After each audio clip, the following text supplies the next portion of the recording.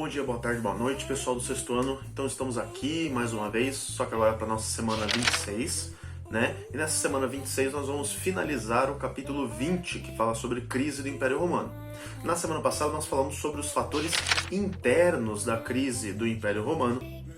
Nessa semana nós vamos falar das tentativas de resolução da crise, enquanto ela estava se aprofundando, o que foi feito para tentar resolver a crise, e, digamos assim, os fatores externos que foram o empurrão final desse processo todo, tá bom? Então vamos para Roma.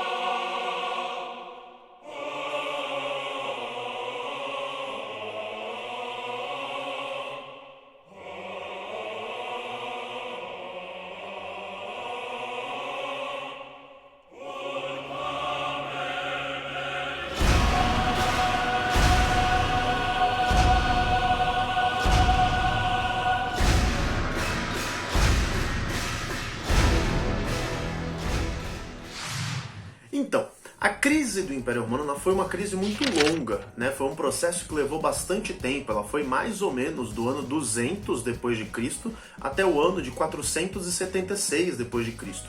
E dentro desse tempo todo, desses 280 anos praticamente, foram tomadas houveram muitas tentativas de resolver esse problema todo.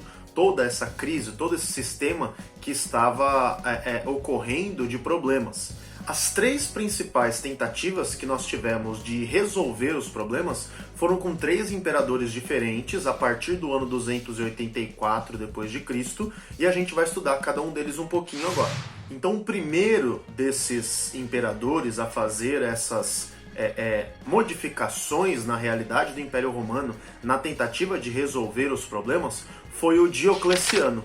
O Diocleciano ele foi um imperador que governou de 284 depois de Cristo até 305 depois de Cristo, e ele percebeu que um dos maiores problemas da realidade romana era a inflação, né? Eram os preços dos produtos ficando cada vez mais caros. E a decisão dele foi estabelecer preços fixos, na verdade. Então ele falou que os preços não poderiam mais subir livremente. E isso resolveu o problema? Então, não. Por quê? Porque quando você está em um cenário de crise econômica e está acontecendo uma inflação natural por conta dessa crise econômica, você estabelecer uma tabela de preços fixos não vai fazer com que os preços não subam na realidade.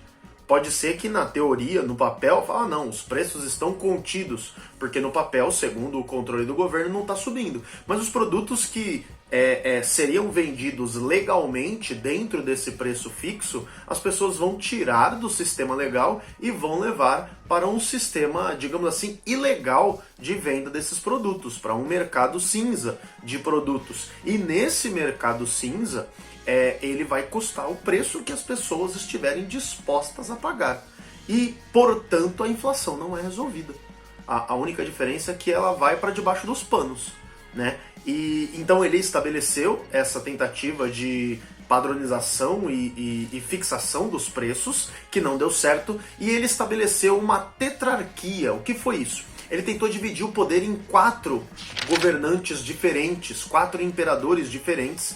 Se eu não me engano, era ele, um filho dele e alguns parentes, eu não me lembro exatamente, mas ele dividiu em 4 governos diferentes na tentativa de solucionar aquele problema que eu falei para vocês na semana passada, que é que o território romano ele era muito extenso, ele era muito grande, então era muito difícil de governar essas distâncias tão grandes, então ele dividiu em 4 pedaços para ver se diminuía as distâncias e facilitava esse governo.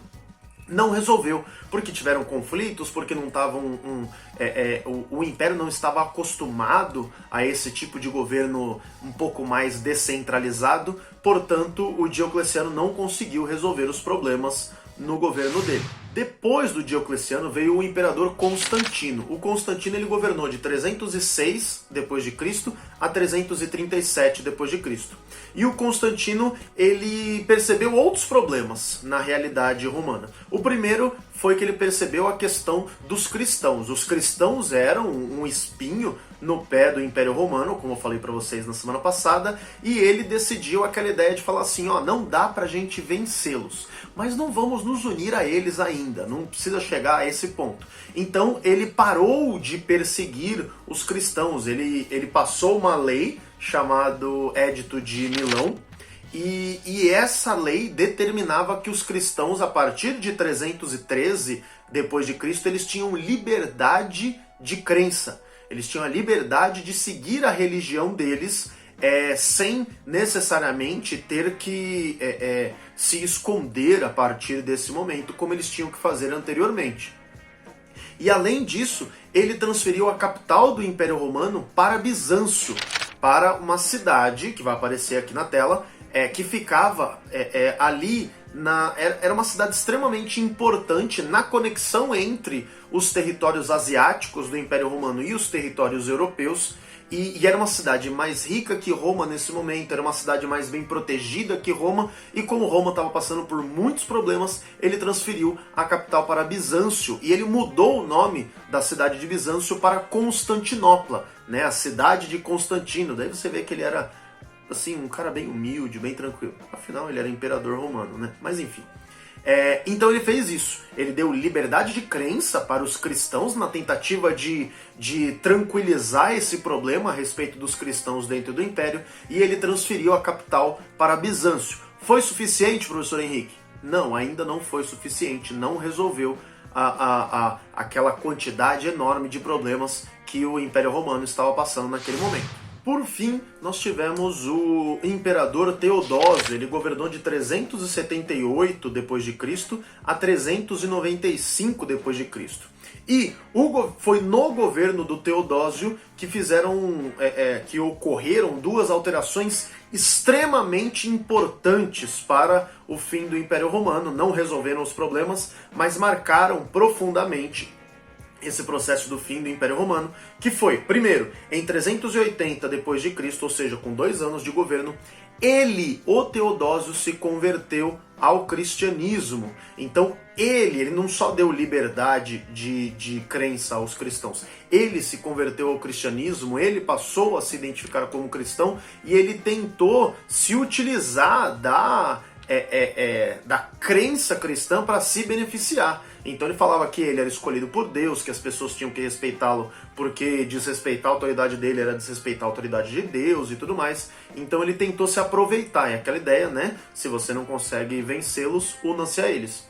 E ele estabeleceu que após a morte dele, após a morte do Teodósio, portanto em 395, ele não sabia ainda quando ele ia morrer, mas enfim, hoje a gente sabe que ele morreu em 395 d.C., que após a morte dele, o Império Romano deveria ser dividido entre duas partes, que cada uma delas seria governada por um dos filhos dele. O Império Romano do Ocidente, com capital em Roma, e o Império Romano do Oriente, com capital em Constantinopla. E esse momento, em 395, da divisão do Império Romano em duas partes, foi o que permaneceu de estrutura política até o fim do Império Romano, em 476 d.C. Nenhuma dessas medidas foi suficiente, digamos assim, para resolver os problemas que Roma estava enfrentando, ainda mais que, além dos problemas que eu falei na semana passada, ainda tinha o fator que eu vou falar agora, que era o fator das invasões bárbaras, eram os fatores externos, digamos assim, a Roma. O que eram os povos bárbaros? Todo povo que não era romano, que não falava latim, que não tinha aquela mesma origem romana, né, vindo lá do meio da Península Itálica, eram chamados de bárbaros. Professor, todos os povos que não eram romanos eram chamados de bárbaros? Não.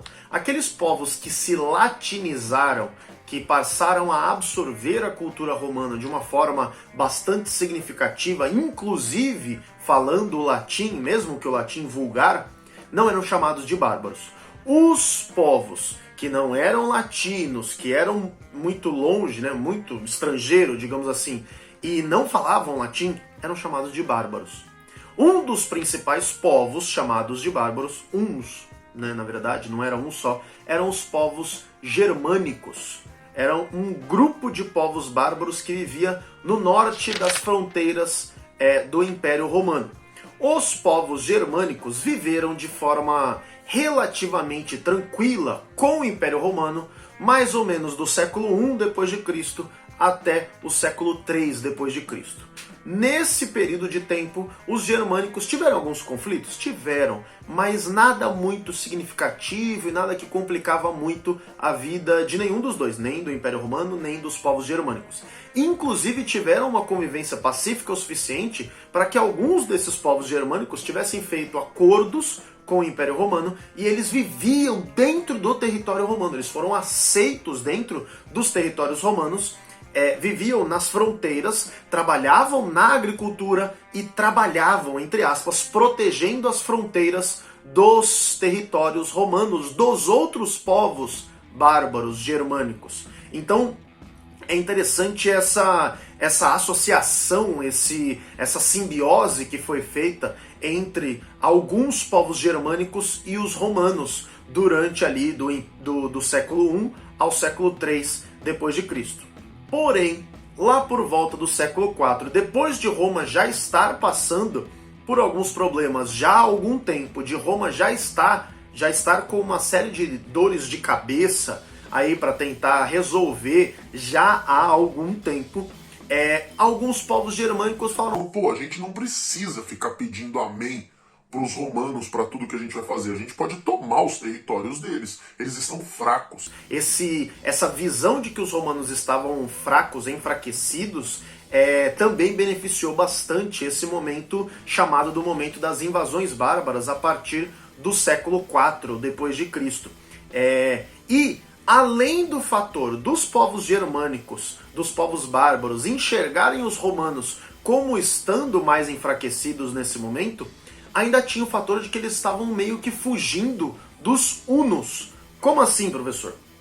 No mapa que vocês vão ver. No mapa vocês vão ver que tinham os territórios romanos, tinham os territórios onde os povos germânicos normalmente viviam e tinham os hunos, que eram um povo asiático, nômade e expansionista. Os hunos, lá por volta do século IV, eles viraram o espinho no pé de todo mundo ali do leste europeu. E eles vieram atropelando todo mundo. Então os germânicos olhavam para frente e viam os romanos enfraquecidos, olhavam para trás e viam os hunos, que eram assim, uma destruição e morte. Então eles falavam: entre a destruição e morte, um inimigo enfraquecido, vamos encarar o inimigo enfraquecido. E os germânicos partiram para cima e para dentro dos territórios romanos. Então esse momento do século IV tiveram muitas invasões germânicas por esses dois fatores, porque os romanos foram vistos como estando mais enfraquecidos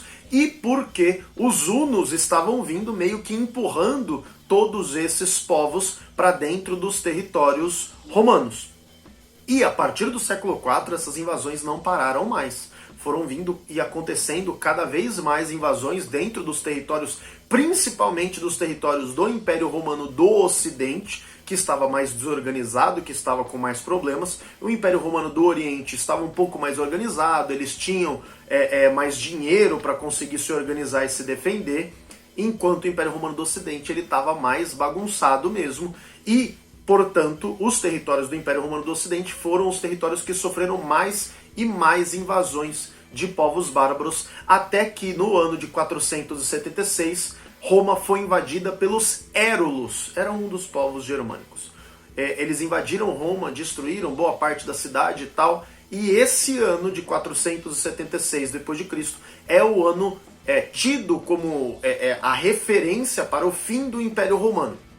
Professor, Roma só foi invadida em 476 depois de Cristo? Não, eles já tinham sido invadidos várias vezes antes, mas os historiadores escolheram essa invasão do ano de 476 como a invasão que depois dela nada nunca mais foi o mesmo. Depois dela, o Império Romano do Ocidente nunca mais conseguiu se organizar da mesma forma e daí para frente foi de fato o fim do Império Romano do Ocidente. Em compensação, o Império Romano do Oriente, ele continua vivo, entre aspas, esse vivo, né? Não sei como a gente fala que o Império continua vivo. mas ele continuou ali existente, organizado, centralizado por quase mais 1000 anos. O Império Romano do Oriente, que depois aqui em português é chamado de Império Bizantino, ele só foi ser invadido e desestruturado e desorganizado em 1453, tá? Então os romanos, de certa forma, a sua organização, a sua sociedade, a sua civilização, a sua cultura, continuaram vivos mesmo após o fim do Império Romano do Ocidente. Porque o Império Bizantino, eles continuaram vivos, a estrutura política, social e econômica de Roma continuou viva por quase mais 1000 anos, só que lá em Constantinopla, ao invés de ser em Roma. Beleza? Então todo esse processo de desorganização, de problemas, de dores de cabeça, digamos assim, dentro do Império Romano, levaram ao fim do Império Romano do Ocidente e à inauguração, digamos assim, de um novo período histórico que nós chamamos de Idade Média, tá? Porque a Idade Média, ela foi o período seguinte de uma nova tentativa de organização daquela realidade da Europa Ocidental, beleza? Mas isso a gente vai falar no próximo capítulo. Tudo bem? Então finalizamos esse capítulo 20, semana que vem a gente inicia o capítulo 21. Peço gentilmente que agora, finalizando o capítulo 20, façam os exercícios do capítulo 20 para que semana que vem a gente vá para o capítulo 21. Beleza, pessoal? Muito obrigado por prestarem atenção, por estarem aqui presentes, por assistir essa aula inteira. Um abraço para vocês. Tchau!